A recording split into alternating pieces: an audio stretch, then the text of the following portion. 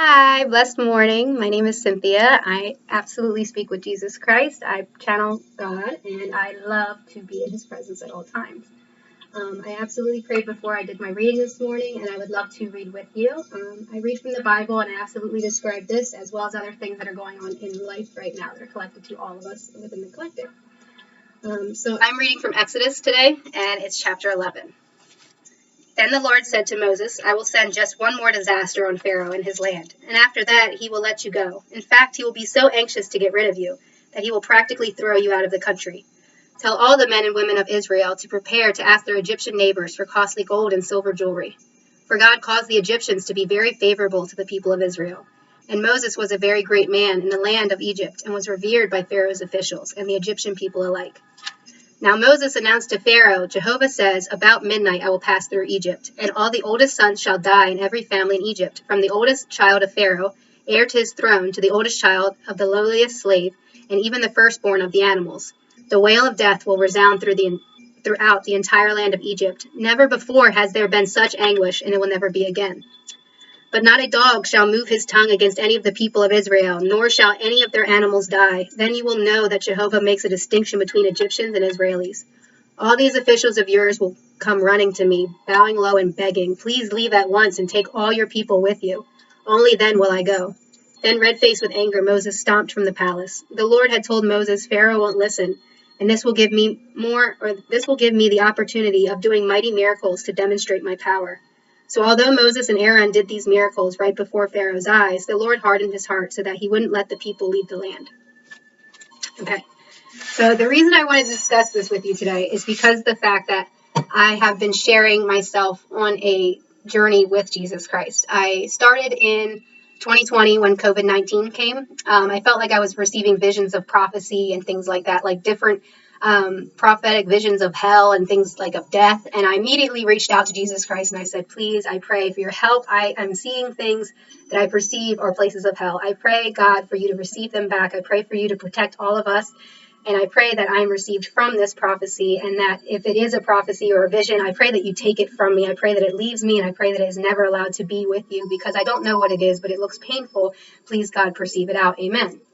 And this is what I prayed, and what I did after that was I went online trying to look up chakras. I looked up chakras because I wanted to figure out how to get better my mental health. I was going through just depression, doubts of myself, and things like that. Places I'd wavered. You know, we were all in quarantine at this point in COVID, so it was hard. And so what I did after that was I started watching chakras and then looking up tarot card videos, trying to find my intuition. Like, okay, so pick this pile, pick this pile, pick this pile. And then I would use my intuition. I would find out. I would put both my feet on the ground, take a couple grounding breaths, listen for the intuitive voice, and I would pick a pile. And then when I would pick the pile, it would give me a beautiful message. And then I started understanding further. I started listening to, like, I would be in my home and a ceiling fan would be moving, or it would just sound like the wind or birds chirping. They actually started speaking. It sounded like I was able to interpret any sound of the universe around me, any energy that was around. And I started listening to these videos, these tarot videos, and I started just not picking a number, just sliding it over and just letting it sit in whatever space, whatever time it was. And the message was continuing.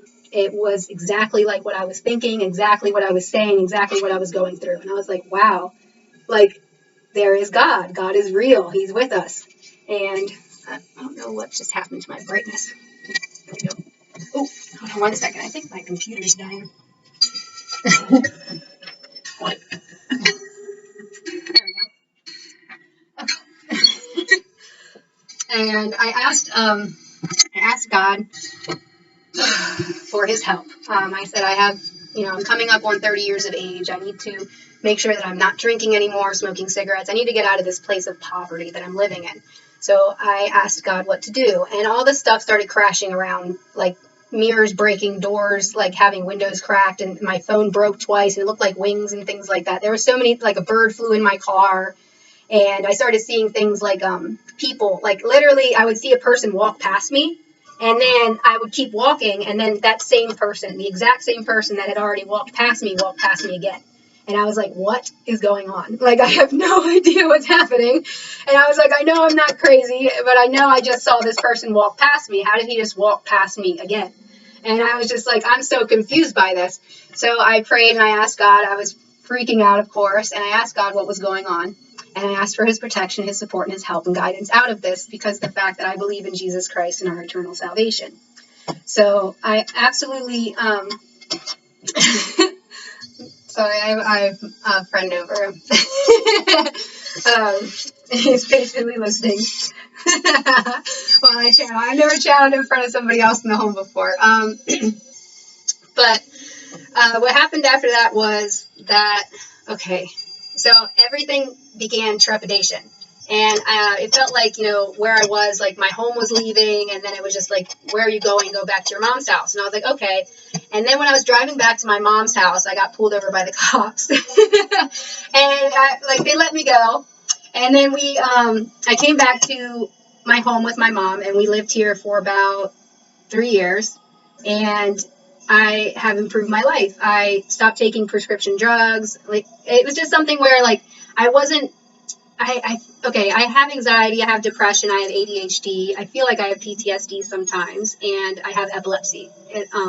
So I was taking anxiety medication, a depression medication, an ADHD medication, and I took them all away. I was just like, I don't want to be on these anymore. Like, they just don't, like, they're not helping. I feel like it makes me feel weird. So I'm prescribed to lamotrigine or Lamictal for epilepsy, and then medical marijuana as needed for the anxiety, epilepsy, and everything else. But everything since then, okay, so what happened with this was, okay, so I came back to my mom's house, and I put all that stuff down. I said, you know what, actually, I'm done with smoking cigarettes, and I'm done with drinking. Doesn't matter. I just turned 30. I need to get in a better mindset. I'm trying to be with God. You know what I mean? You go through life, you get to a certain space, you start to do your atonement. You start to work for yourself to be forgiven, and all your resilience and your trespasses, everything. So what I started doing was I started cleaning my house, started making dinner, started hanging up pictures, started washing the wall, started, making sure that my kids were absolutely taken care of, like more of an active parent, more compassionate teaching role in my life. So I started just performing better as a person. And I didn't know where to go with the tarot, and I wanted to be a medium because the fact that my connection is wild and it is huge. It felt like it blew up wildly huge. And I was just like, it's amazing. It is God blessed. It is so beautiful. So what I kept feeling like was going on, though, was that I was able to interpret so much in a spiritual area that I didn't feel like I've directed everything with prayer, everything to God, and everything asking for God's presence with his angels, with his understanding, with his support and protection over my life and over everyone's life. And what I did was I asked for that, and then I would go in and I would make a display, I would do a reading, and then I would ask God for his help. And everything that I kept asking for, when I would pray and I would ask God for his help, it kept happening. And I was just like, wow, that's so, there's really a way to have a connection with God. Like, he really does. He wants a relationship with you. So I went and I started feeling like I should move away from tarot and go towards the Bible. So I picked up the Bible and I said, okay, so I'm not really sure how to do this. Oh my gosh, what do we do? So I wrote down at first all the books of the Old Testament, memorized them. I gave myself a quick little activity to kind of get myself ready. So I read the first part of Genesis, and I was just like, okay, you need to keep that inspiration because it's such a large book, and sometimes it feels like it's just it should be the one read that every person I feel like on earth should have. If there's one book that you read when you come here, it should be the Bible. We shouldn't be in, what is that, I don't know, reading civics books and things like that. I feel like if you're going to have an English assignment or anything like that, you should be reading the Bible before you read any other book. You know what I mean? So I read the Bible, and while I was reading it, I felt God's presence with me the entire way. But there was also something that happened, okay? So I'm reading the Bible, and I'm reading the Old Testament, and I get to a space where I felt like I was discussing with God my medical marijuana choices. And I was discussing it as though it was just like, you know what, we'll just stay with the lamotrigine. This as needed medication can go as well. And I said, I'm not really sure if I'm okay with it. I probably am, though. It's not that big of a deal. I can handle my, if I have an anxiety attack or something, I can handle it. I feel like I'll be okay. And I was just like, I'm not really sure. I'm not really sure. I'm just kind of scared. You know what I mean? Like, you know how you get to that space, you're like, I'm going to, So I took a bath, and I felt like somebody else was talking over me, like something like dark red or something like that. It was like candles or something, and it was scaring the crap out of me. So so while I'm in the bathtub, I felt like something opened up and showed me something dark. And not like something dark, but it would look like a mouse or something. And I was just like, I have no idea what it is. Like, go away. So I prayed to God, and I said, please make this go away.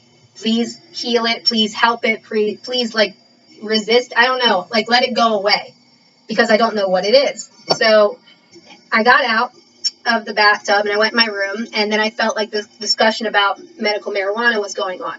So what I said was that I don't think that I'm ready to put this down. This is literally made for my anxiety, my stress. It is prescribed, and I'm not taking it as recreational. I'm taking it as I need to. And right now, with whatever just happened, I felt like I just saw a vision of like darkness, like get away from me. So I smoked, and then I felt like I saw Gabriel close the gates of heaven. And then I didn't know what was going on. So I reached out to God, and I said, God, I need your help. And I said, I have no idea what's going on. I feel like there's like some entity or something like that that's scaring me. So I started recording online, and I asked, what do I do? And I felt like there was Jesus Christ, and there was this set of like golden eyes. And I asked God to take them away. I said, I think that there's a spirit that's moving around the earth, and I think that they need to go home.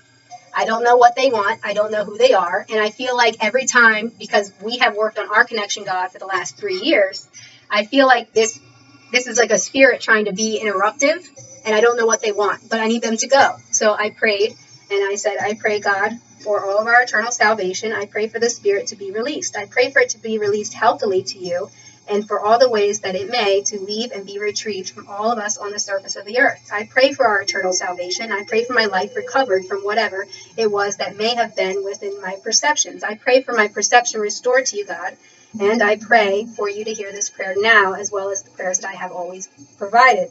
I pray for my prayers to be perceived with innocence and purity, as my consciousness is only seeking you, God, in love. Amen. And yeah, it was 1, 2. It was watching the clock there. See, I feel like there's like this, I don't know, it just feels like this weird presence. It just feels like this weird presence. So what I did after that was I kept talking to God, and I felt like something changed, something flipped. So like another 2 months goes by, and 3 months goes by. I'm not sure. When was that? That was before Thanksgiving. And this is what happened. Okay, so what I did was I still decided to put the medical marijuana down, and I went and I asked my neurologist to be on Keppra, and I started taking Keppra, and I didn't have the medical marijuana anymore. I said, I'm not sure about this. I'm gonna like just not take it. So I kept the Keppra, and I was on that for like a month and a half, 2 months, something like month and a half. And I started having the worst night terrors, like the worst night terrors. And I started sweating so much, like I had to change my shirt in the middle of the night. And I was just like, it was awful. I had no idea what was going on. I literally felt like I kept telling God, I was like, I think I need an exorcism. I don't know what's going on. I was like, I'm scared. I was like, I don't know. I'm going to church. I'm reading the Bible. I pray multiple times a day. All I do is talk to God. All I do is understand that God is the presence that's within me, that's speaking, that's the understanding in the room, that's the air and every vibration and everything that's around. So, I love the verse of make your life a living prayer, and also the understanding that if you were like sitting in an empty room and doing something, you might behave a certain way. But if you were sitting in a room where you felt as though God was present, you might behave or talk another way. So I always act as though God is always in the room, because he is. So what I do with that is basically I started asking God questions. I started saying, what do I do about feeling like a medium? What do I do about all these extra understandings and perceptions of the world. What do I do with this space? And I felt like I was watching TV with God, and I felt like almost like a Lucy understanding of that movie Lucy, where she was able to do like all this extra stuff. I felt like I was able to do that stuff, and I kept praying every single day, night, and throughout the day. I was absolutely saying that I'm not sure how this could happen. I'm just sitting at home by myself, but that's really cool. Like, it feels like I'm able to communicate in an extra way, and I feel like whatever that is, I prayed to God for my protection, and I prayed for me to only be with God. Like, you know what I mean? Like, being exclusive with God. And I took God as my husband. I have been celibate for over 3 years, and I have absolutely a space of, or it's not celibate, it's not having sex with other people. I went without sex with having other people and completely married God. And I told him that I'm not really sure if I plan to have another physical being in my life. I just want to be with Jesus Christ. And if I was with another person in this life, I'd want them to be like almost you know, they have to have that same peace, the empathy, the compassion, the love, the caring, the nurturing, the trust, the patience.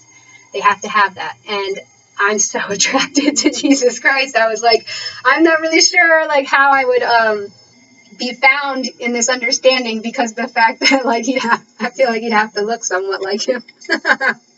Oh my gosh. So it was embarrassing. I felt like completely or it's not felt like, I'm just completely in love with God. I really, really am. And I just feel like there's something that keeps trying to tell me that there's this other connection. It's just like, there is no other connection. There's only God. Like, there's only Jesus Christ.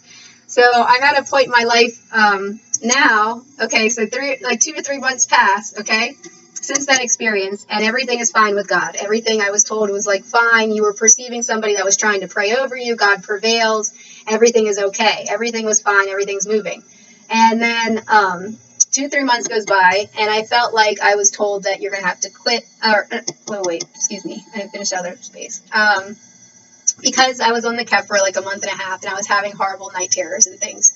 When it got to be that Thanksgiving, I think came around, Thanksgiving or like near Christmas, I was so tired of the night terrors, I wasn't sleeping at night, and I was restless through the day. I literally felt as though I would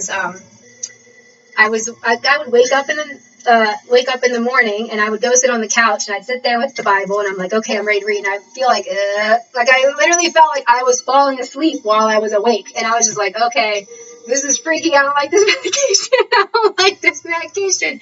They say it causes restlessness and irritability. I haven't slept, and when I do sleep, it's night terrors, horrible, horrible night terrors. I do remember some. I don't remember all of them. They're horrible. I don't want this. I need to go back to where I felt safe. So I made an appointment with my neurologist, and I asked him what to do. And he put me back on the medical marijuana, and he said that you could reduce the Keppra or we could increase it. And I said, we can keep the Keppra where it is, but I'm blessed to have the medical marijuana back. I feel like it'll just help me go to sleep, so that way this restlessness can go away, you know, because I have no idea why I'm having these nightmares. And I got my card, and I used the vape, and I used that, and then I felt like everything was fine between me and Jesus Christ this whole time. Everything's okay, and we're developing a relationship, and I felt as though he had proposed, and we had gotten married on my son's birthday, but then we'd also talked about getting married on my birthday or the day after. We were talking about marriage and how we would get married, and we made an official day that we were married. My reference of it is October 31st, but then we also talked about not sitting on my son's birthday, because my son is a Halloween baby. But and that was the day that where me and God were talking about when, and then it was just like, should we do it on my 30? I wanted to do it for my 32nd birthday because of the fact that Jesus Christ lived for 32 years, and I wanted to improve my life to a certain space, like within a certain time, you know what I mean, to reflect honor and glory and righteousness of his name, because I felt as though there was such a large connection to Jesus Christ, and how I was doing things in my environment, how I was reaching for him, that I wanted to, when I found out the age that he passed, I wanted to make sure that I promoted myself to a certain space. I wanted to make sure that I was in line with Jesus Christ. And I got to the space where I was asking him, like, okay, so I'm about to turn 33, like, he was talking about marriage, I was talking about marriage, and we were deciding on a day. And then we got married, and I started asking him questions like, do you want to appear in a physical person? Or is it just, I'm happy with it just being us the rest of our lives. I'm so happy with me just being married to Jesus Christ. And everything's fine. And then, what is it? February? I think February came along. And it was right before, like, Valentine's Day and things like that. God, I felt like came in and was calling me his wife. And I was just like, well, we're married. Like, and I love, I love, anything. I feel like I'm only guided by you. I will only be guided by God. And I will only be with Jesus Christ. And it's the only way that I can be. So there was this feeling that there was like this spiritual bully or something that was going on always around me. And I kept asking God to take them away, whatever it was. And I understand that every time that you try to reach for God, that you will be, there's like resistance sometimes. Like somehow there's a resistance that will always happen every time that you reach for God. And it's just like, it's just a misunderstanding, I feel like. It's always some type of misunderstanding. And it's always something where you just hold your strength with God. So right around February, I felt like I was being told, I felt like things were changing. Like, it felt as though the spaces that me and Jesus Christ were, it felt like, I don't know, it felt like there was just like this spirit around, and I just kept asking God to take them away. So we go to February, and then I felt like I got a message from God to put down the medical marijuana pen. And I said, this is weird. Like, why are we doing this again? Like, we already had the discussion over, I quit it. I left it behind. I tried the Kepper. The Kepper was awful. And then I literally, I went back to the medical marijuana, and then I'm feeling okay with that. And it was just like, yeah, but you could be getting too recreational with it. It's like, oh, well, I don't want to do that then. Like, I'll, like we can like put it on, a time schedule or whatever. Like, make it 8:00 at night if that's, or only like, no, I don't like that type of thing because it's as needed. I literally don't want it recreational. I don't want it as, like, I don't even want to see it as recreational or prescription in a way. Like, I want it to be like something that doesn't need to ever be like experienced. It's for anxiety, it's for stress. So you kind of want it to like not be needed. You know what I mean? And I felt as though God told me I had to lay it down. And I told him, I said, I told Jesus Christ, I told him that, this other presence kept coming around. I don't know, understand them. I don't study that stuff, so I don't understand. But I asked God, I said, I need you to be patient with me because I still struggle with my anxiety. I still struggle with my depression. And I still feel encouraged in like a sinful way to smoke weed sometimes. Not in like a sinful way, but in a way that's just like, it's understandable. It's describable through so many of us that we just, as a human being, like there's millions of people that, do, and it's safe. You can't get hurt this way. You can't overdose. You can't die. It's natural. It's not a drug. It's not a prescription. You can, but you really can't abuse it. And the only thing that I want to do with it is make sure that I only use it when it's necessary.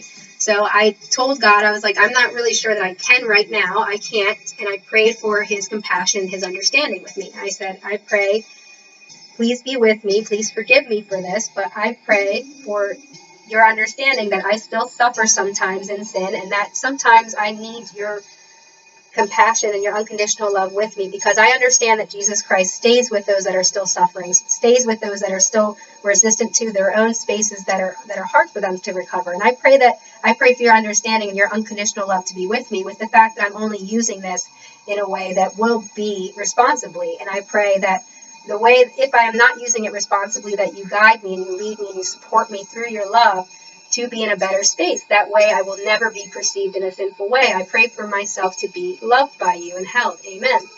I asked God to bless me with his patience and understanding, because of the fact that sometimes it's very hard to see that,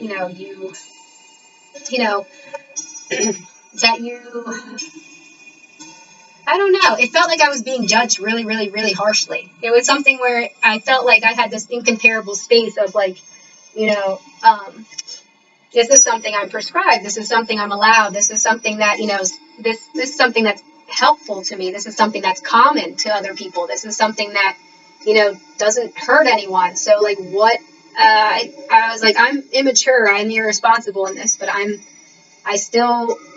feel like I can handle this more responsibly.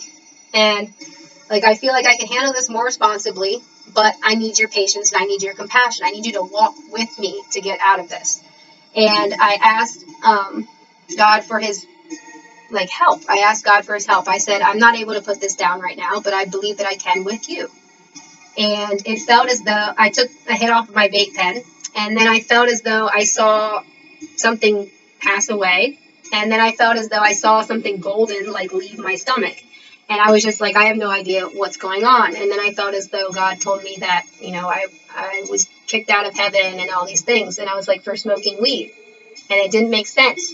And so I started talking to God, and I was just like, this doesn't make sense at all. You can't, you don't lose your eternal salvation for admitting that you're still suffering somewhere. You don't, if, I don't know, if you have somebody who has a drink or I don't know, you don't basically say if you're going to have that, I'm not going to love you anymore. You know what I mean? It's just it's one of those situations, especially when you're loving God, it doesn't work that way. God doesn't leave his children. God doesn't abandon you. God doesn't, kill a child. God doesn't murder anyone. You know what I mean? God kills. God, is the definition of death and life. He is.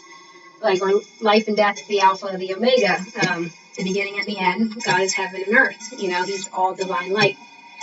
But I don't perceive God as somebody who, I don't know.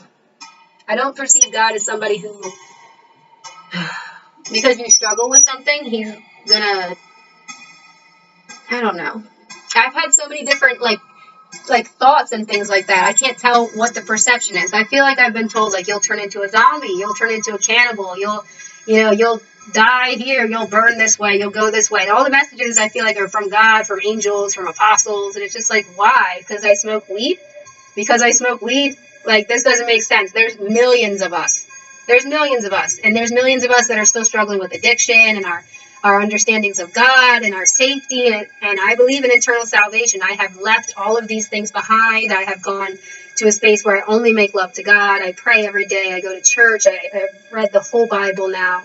And I don't believe that because of the fact that I struggle with a sin, or because I still struggle with sin, that my life, or that my eternal salvation is gone. Does anybody else struggle with sin? You know what I mean?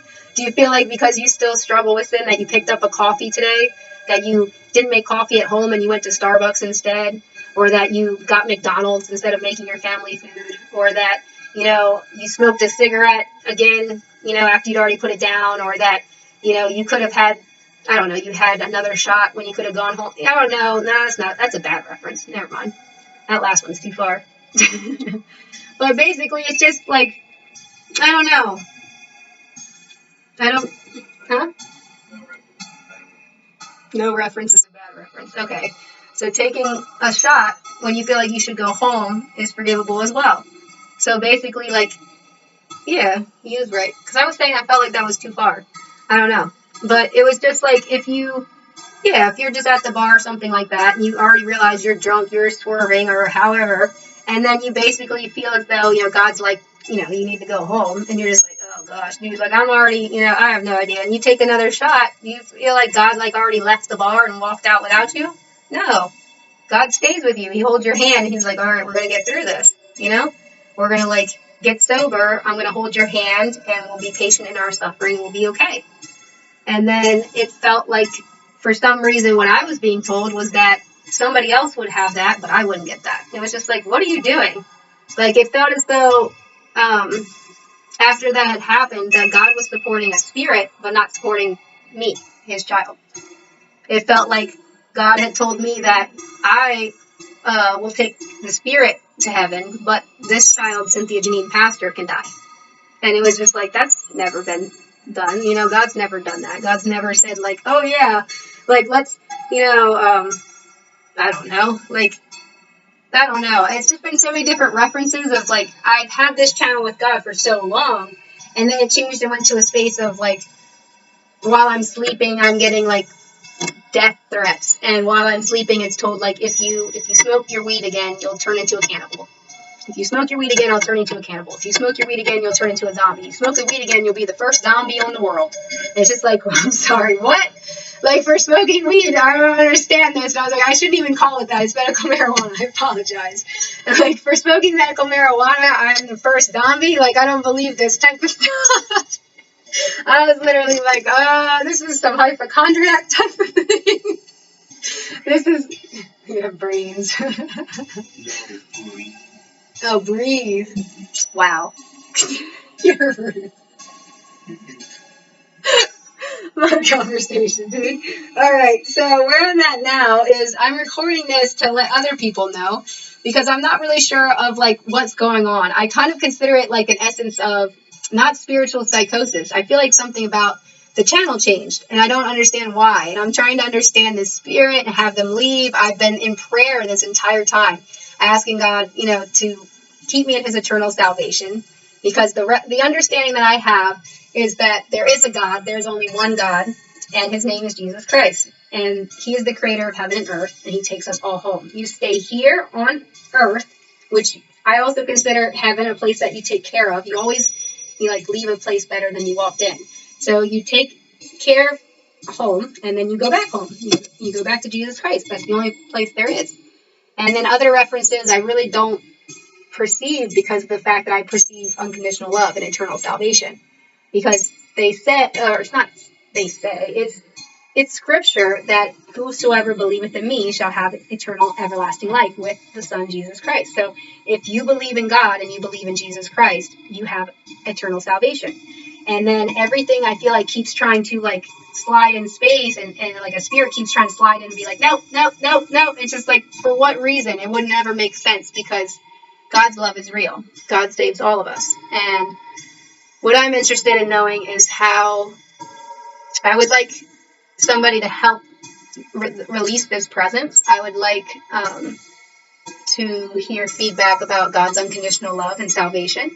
And I would like to hear other people around the world that are discussing themselves with God and discussing their own interpretations of sins, because I don't know, it's just like such weird visions and impossibilities have been coming up, and it doesn't make any sense. So where I understand myself is that I'm safe with God and eternal salvation, and everything that keeps coming around is just some type of like agitated spirit that just literally just needs to go home. And I pray and pray and pray for God to take them, but they just haven't left. And I don't know what to do, but ask and put it out there that, I don't know. Yeah, there's 33 minutes on the clock. I'm 33 now. Oh my goodness. Oof. Does anybody have any questions or comments or help on this? I would absolutely love to hear from someone. I just wanted to put this out there because I needed to get it off my chest, and I just wanted to hear, I just wanted to hear feedback, because I feel like so many of us kind of struggle in the same type of space, but when you don't feel like there's anybody to talk to about it, or that anybody that understands this in the same understanding, then, I don't know, it makes it feel hard. So, God bless you guys. Hold on. I pray, God, for all of our eternal salvation. I pray for a lift of all of our trespasses. I pray for our full forgiveness. And I pray that every single human being alive makes it into your kingdom of heaven, where we are all living now. I pray that we are all blessed by you, God, and your eternal forgiveness and your beautiful, blessed love, God. We know that your love is unconditional. And I pray to be detached from this spiritual entity I feel like has been moving around. I pray for their resistance to leave, their resilience to leave. I pray for their placement to be with you, God. I pray for their praise and their rejoice in you, God. And I pray for my full life restored to me, God. I am only 33 years old. I live as a single mom of two, and I'm a Christian woman who I am married to you, God. I dedicate my life to you and your worship. I pray every single day. I go to church. I've read the Bible. I will read the Bible again, and I will absolutely take care of my children, take care of the home I am blessed in, take care of my mother as she ages. And I pray, God, for your help. All I do is write and read scripture. All I do is talk to you, and all I have done since basically 29 years old, when I said, you know what, you are starting to age, you should probably, like, get on your path with God, grow up, do those types of things. I have asked for this help. I have asked for your guidance and your support, and I have asked for you to keep me in your salvation while you do it. That way I may be free of trespasses and forgiveness while I admit those sins to you. And I have admitted all of my sins to you. I have admitted all of the conscious sins that I have created, as I pray that we all do, and I pray that they are all lifted to you, God, and all forgiven. Amen. God bless you in your beautiful day with God.